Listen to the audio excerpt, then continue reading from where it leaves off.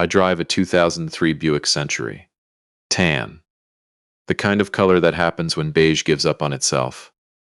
The air conditioning works, mostly, if you don't push it past the second setting and you don't mind the clicking noise it makes somewhere behind the glove compartment. I've been meaning to get that looked at. That was 4 years ago. I'm still meaning to. My daughter thinks I live simply because I've always lived simply. That's what I told her, and it's not wrong exactly. I grew up in a duplex in Akron with a furnace that ran on optimism and a father who thought credit cards were the government's way of tracking you. We didn't have much. We made do. And somewhere between making do and having more than I ever expected, the making do part became the part that felt real. The rest of it, the accounts, the holdings, the quarterly calls with people who wear better watches than I'll ever own. That part has always felt like something happening to someone else. Someone who just happens to have my name and sign my documents. My name is Alan. I'm 63 years old. I have a daughter named Rosalie, who is 31 and married to a man named Devin, who is 34, and currently serves as the chief operating officer of a regional hospital network headquartered in Columbus, Ohio. He's done well for himself. He works hard. I'll give him that. What Devin doesn't know, what he has never known in the 6 years he's been married to my daughter, is that the hospital network he runs is owned, in controlling interest, through a holding company called Meridian Capital Partners. And Meridian Capital Partners is mine. I didn't plan it this way. That's the part people always assume, that I engineered something, that I set some kind of trap, that I'm smarter than I look, and I knew that from the beginning. None of that is true. Life just moved the pieces around and I watched where they landed. Rosalie met Devin at a conference in Cincinnati. She was there for the healthcare analytics firm she worked for at the time. He was there because he was the kind of man who went to conferences, pressed shirts, business cards, the ability to talk to anyone in a room within 30 seconds of walking in. She called me that night from her hotel. She said, "Dad, I met someone. He's ambitious." I said, "Most people are, until they get what they want." She laughed. She didn't take that seriously. I was glad. They dated for a year and a half. I met Devin for the first time at a steakhouse in Dublin, Ohio. Rosalie's choice, her neighborhood, neutral territory. He shook my hand and glanced at my jacket, which was a fleece pullover I'd had since the Clinton administration, and then looked back up at my face with a smile that had recalibrated itself slightly. I noticed that. I always noticed that. I didn't say anything. Dinner was fine. He talked about his career the way people talk about their careers when they want you to be impressed. Not bragging exactly, but making sure you have the data. I asked him about his family.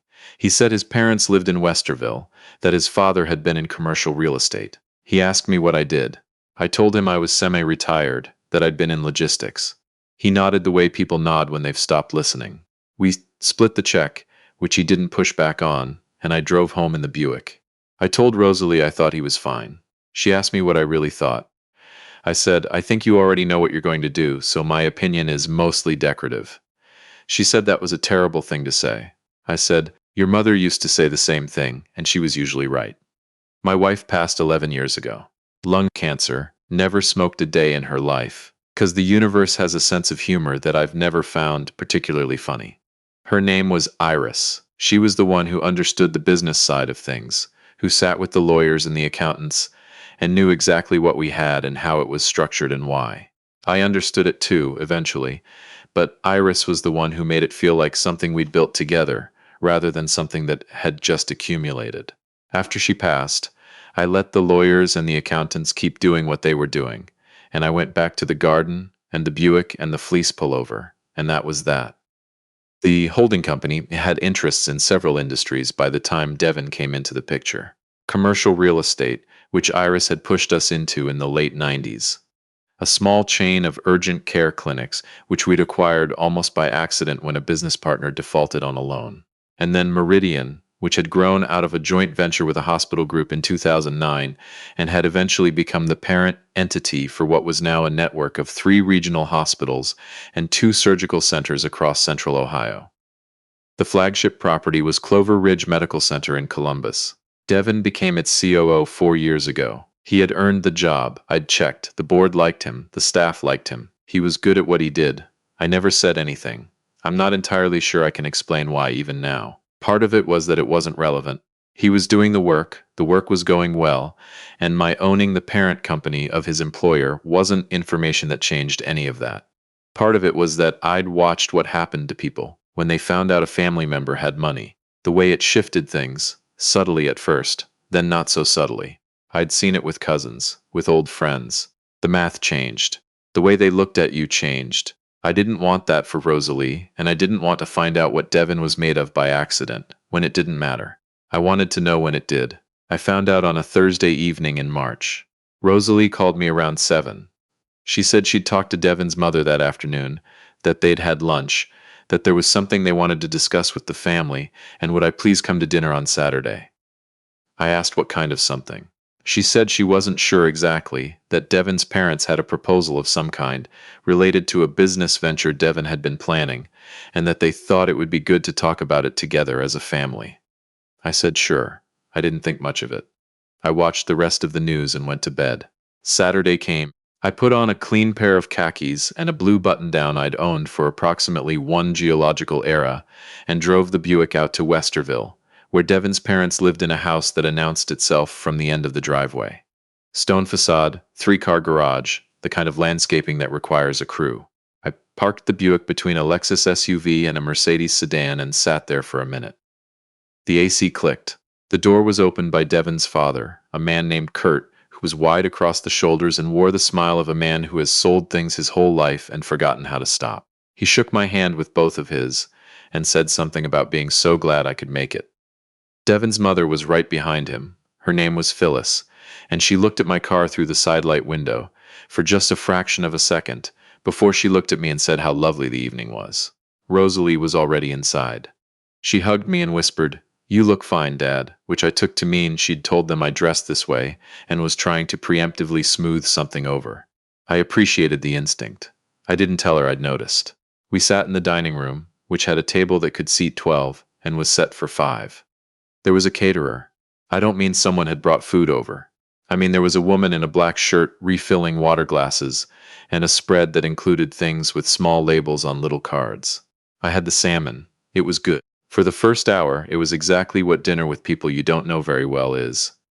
Conversation that stays in safe water. Talk about the hospitals, talk about Rosalie's work, talk about the spring they'd been having. Kurt asked me how retirement was treating me. I said fine. He asked if I kept busy. I said I gardened. He nodded with the careful interest of a man who has never gardened and cannot imagine why anyone would. Then, over dessert, a chocolate thing with raspberry on the side, very nice. Kurt put his fork down and said there was something he and Phyllis had wanted to bring up. Something exciting, really, and he hoped I'd hear them out. I said of course. Devin had been approached, Kurt explained, by a private equity group interested in backing a new independent surgical center in the Columbus metro area. A direct competitor to the hospital network model, focused on outpatient procedures, lower overhead, better margins. Devin had the operational knowledge. The PE group had the infrastructure. What they needed was a bridge, a co-investor to demonstrate stakeholder confidence, skin in the game, someone the family knew. Kurt said they were hoping I might consider contributing to that investment. I looked at Rosalie. Her face was doing the thing where she was trying to stay neutral and wasn't entirely succeeding. I said, "How much are we talking about?" Kurt named a figure. It was $250,000. There was a silence that lasted slightly too long. Phyllis filled it by saying that of course they understood it was a significant ask, but that with Rosalie's eventual inheritance taken into account, it really was a sound deployment of capital. She used the phrase diamond of capital. She said it like she'd practiced it. I put my napkin on the table. "Rosalie's inheritance," I said. Phyllis said yes, that they understood I'd done well for myself over the years, and that it only made sense to think proactively about estate planning, and that investing in Devin's future was really investing in their future together, wasn't it? I looked at Devin. He was looking at his dessert. He said, "We don't have to decide anything tonight." He said it to the table more than to anyone in particular. I said that was correct. Then I said I needed a moment, that I'd left something in the car, and I excused myself and walked back out through the stone foyer and the front door and down the driveway to the Buick. I sat in the driver's seat. The neighborhood was quiet. The streetlights were on. Somewhere a few doors down, a dog was barking about something it had decided was important. I called my attorney. Not to ask for advice. just to confirm one number that I already knew but wanted to have said out loud by someone else. He confirmed it. I thanked him. I sat there another minute. Here's what Kurt and Phyllis did not know, and what Devin did not know, and what Rosalie did not know. Meridian Capital Partners had completed a formal appraisal in January. The controlling stake I held was valued at just over $41 million. The two surgical centers alone had been approached twice in the last 3 years by a national health system looking to acquire. I had declined both times because I wasn't interested in selling. I'm not interested in selling now. $250,000 is, to me, what a water bill is. I went back inside. I sat down at the table. The caterer had cleared the dessert plates. Kurt was talking about the projected returns on the surgical center model. He had a folder. He opened it. He slid several pages across the table in my direction. I looked at the pages. Then I took out my phone. I pulled up an email I had drafted earlier in the week, not because I anticipated this specifically, but because I'd been meaning to respond to my board liaison and hadn't gotten to it. The email included a summary of Meridian's year-end performance and a copy of the organizational chart, which clearly showed, at the top, my name and my position. Alan Whitfield, founder and majority stakeholder, Meridian Capital Partners. I turned the phone around and placed it on the table where Kurt could see it. Then I placed it where Phyllis could see it. Devin leaned forward. The silence that followed was different from the one before. That one had been awkward. This one was something else. It was the kind of silence where people are doing arithmetic, fast, and don't love what they're coming up with. Kurt said, "I'm sorry, is that?" I said, "Meridian Capital Partners is the parent company of Clover Ridge Medical Center and its affiliated network. I've held the controlling interest since 2009. Devin has been COO there for 4 years." Nobody said anything. Rosalie was looking at me with an expression I hadn't seen before. Not angry. Something more complicated than that. Something that was going to require a separate conversation. Devin sat back in his chair. He was quiet for a long moment. He said, "You never said anything." I said, "No." He said, "All this time." I said, "Yes." Kurt cleared his throat. He said, "Well, this certainly changed the context of the conversation, didn't it?"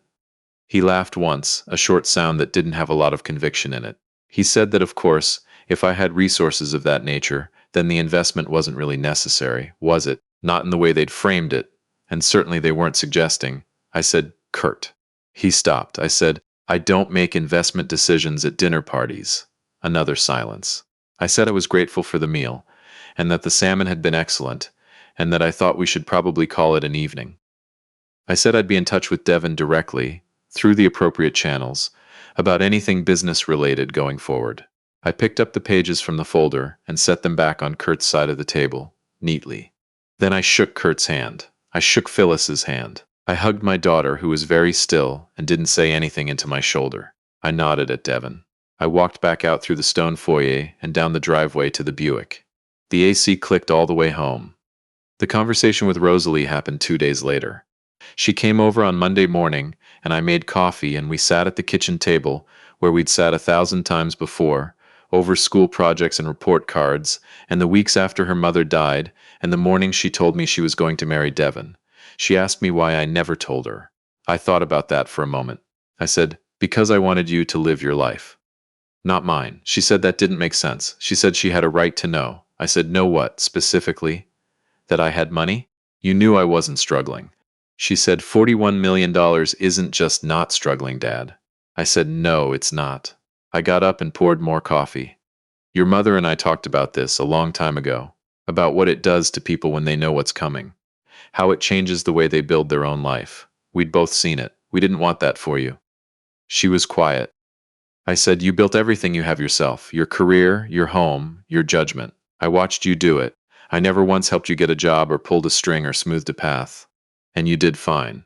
You did better than fine." She said, "Devin has been working for you for 4 years. I said, "Devin has been working for the board for 4 years. I don't manage operations. I don't attend staff meetings. I'm a name on a document in a lawyer's office in Columbus. His work record is his own." She thought about that. She said, "Is that why you never said anything to him? Because you wanted to see what he was made of?" I said, "Partly." She asked what the other part was. I said, "Saturday night." She didn't say anything for a while. She wrapped both hands around her mug. Outside, the neighbor's kid was shooting free throws in the driveway. The ball hit it in the backboard every few seconds, with a sound like a flat hand on a table. She said, I didn't know they were going to do that. I want you to know that. I said, I know. She said, I would have stopped it. I said, I know that too. She said, what happens now, with Devin and the job? I said, nothing changes. That I hadn't been involved in operations before, and I wasn't going to start. That his job was his job, earned by him, and I had no interest in complicating it. That what happened Saturday was between Kurt and Phyllis and their own ambitions, and had nothing to do with what Devin had built professionally. She said, but you're going to tell him. I said, I already did. She said, I mean really tell him, not just show him a phone. I said, that's probably a conversation for the two of you first. She nodded slowly. She drank her coffee. After a while she said, Mom would have told you to get a new car. I said, Mom bought me that car. She looked at me. I said, 2003. She picked it out. Said I needed something sensible. Rosalie laughed. It was a small sound, surprised out of her, and then it got a little bigger, and then she was shaking her head and pressing the back of her hand against her eyes, and I sat across from her and let her have a minute. Then she said, Dad, what are you going to do with $41 million? I said, garden, mostly. She laughed again. This time she let it go all the way. I got up and refilled both our mugs. Through the kitchen window, the yard was doing what it always does in April in Ohio. Coming back from something uncertain at first, then more certain, then so green it looks like an argument that everything is going to be fine.